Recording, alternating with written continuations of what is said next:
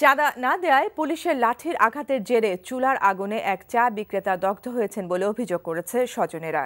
রাতে রাজধানীর শাহ আলী থানাধীন গুদারাঘাট এলাকায় চুলার তেল ছিটে জ্যাকেটে আগুন ধরে গেলে এই ঘটনা ঘটে। বুধবার রাত 9:30টার দিকে দগ্ধ বাবুলকে ঢাকা মেডিকেল কলেজ হাসপাতালে ভর্তি করানো হয়। তার শরীরের প্রায় 95% পুড়ে গেছে বলে জানিয়েছেন চিকিৎসকরা। পরিবারের অভিযোগ, মাদক ব্যবসার প্রতিবাদ করায় বেশ কিছুদিন ধরেই পুলিশ তাকে হয়রানি করে আসছিল। বুধবার রাতে পুলিশের কয়েক সদস্য দোকানে এসে বাবুলের কাছে চাঁদা দাবি করলে সে তা দিতে অস্বীকার করে।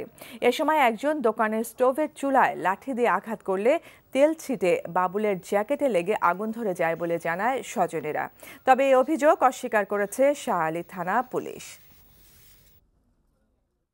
পুলিশ পুরা একটা সাদা মাইকোতে গাড়িতে ভরা ছিল, ওনারা গাড়িতে ছিল, আর ওই দেলোয়ার কনস্টেবল আইসা টানা এসরা করছে যে তুই রাস্তার পাশে দোকানদার চাঁদা দে।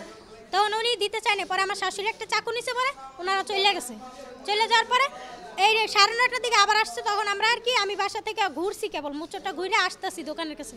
পরে বলতেছে, এই তুই চাঁদা দাস নাই, এখন টাকা দে, এই টাকা দে, নাইলে তোরা উঠাই নিয়ে যাম। পরে উনি একটা টেবিল ধরে রাখার পরে ওনার করলো কি, ওই লাঠি দিয়া স্টোভটারে ফালাই দিছে। স্টোভটা পুরো তেল ভর্তি ছিল, তেলে আগুন ধরে গেছে।